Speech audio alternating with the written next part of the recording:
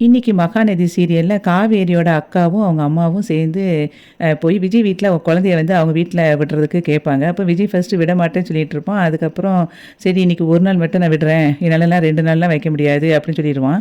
அந்த சமயத்தில அவங்க சித்தி வந்து அம்முவ கூட்டிட்டு வருவாங்க. அப்போ சாரதா பாட்டின்னு சொல்லிட்டு போய் கெட்டிப்பிடிப்பா. "நான் உங்க வீட்டுக்கு வரப்போறேனாம்ல, நீங்க என்ன கூப்பிட தானே வந்திருக்கீங்கன்னு பாட்டி சொன்னாங்க. அப்படியா சாரதா பாட்டின்னு?" சொல்லும்போது, "ஆமாம்மா" அப்படின்னு சொல்லி அவகிட்ட சொல்லிட்டு இருப்பா. அப்பா வந்து ஓகே சொல்லிட்டாங்களா? அப்படின்னு சொல்லிட்டு குழந்தை கேட்பா. அப்போ சாரதா வந்து சொல்லுவா, "ஆமாம்மா ஓகே சொல்லிட்டாங்க" அப்படின்னு சொன்ன உடனே குழந்தை வந்து விஜய் கிட்ட போய் சொல்லுவா, "அப்போ உங்க மேல நான் வந்து கோவத்துல இருந்தேன்ல, இப்ப எனக்கு எல்லா கோவமும் போயிருச்சு" அப்படின்னு சொல்லிட்டு அவங்க அப்பா கிட்ட வந்து முத்தம் குடுப்பா. உடனே குழந்தைய தூக்கிட்டு விஜய் சொல்லுவான், "நீ அங்க போன பிறகு சமத்தா இருக்கணும் என்னம்மா" அப்படின்னு சொல்லிட்டு அதுக்கப்புறம் சொல்லுவான், "சரி நானே உங்கள கொண்டு விடுறேன்" அப்படின்னு சொல்லி விஜய் சொல்லும்போது, "நாங்க ஆட்டோல தான் வந்திருக்கோம். ஆட்டோலயே கிளம்பி போயிடுறோம்னு" சொல்லிட்டு குழந்தைய கூட்டிட்டு போயிருவாங்க. அப்ப அவங்க தாத்தா வந்து சொல்லுவாரு, "பாரு குழந்தை எவ்வளோ சந்தோஷமா போய்க்கிட்டு இருக்கா. அதனால குழந்தை விஷயத்துல வந்து நீ எந்த ஒரு தப்பான முடிவும் எடுக்காதடா" அப்படின்னு சொல்லிட்டு விஜய்கிட்ட சொல்லிட்டு இருப்பாரு அவங்க தாத்தா.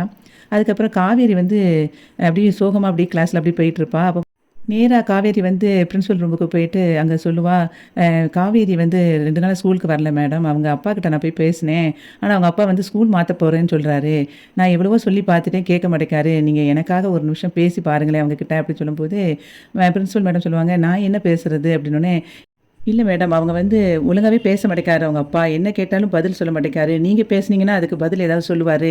கொஞ்சம் பேசுங்க அப்படின்னு சொன்ன உடனே, சரி அப்படின்னு சொல்லிட்டு பிரின்சிபல் மேடம் வந்து விஜய்க்கு பேசுவாங்க. அப்போ என்ன குழந்தை வந்து 2 நாளா வரவே இல்லையே ஸ்கூலுக்கு அப்படிங்கும்போது, விஜய் சொல்லுவான், "இல்ல நான் குழந்தைய வந்து வேற ஸ்கூலுக்கு மாத்த போறேன்" அப்படின்னு. "ஏன் நல்லா படிக்கிற குழந்தைய எதுக்காக இப்படி மாத்துறீங்கன்னு?" சொல்லும்போது, "இதுல ஒரு பர்சனல் விஷயத்துக்காக நான் வந்து மாத்த போறேன்.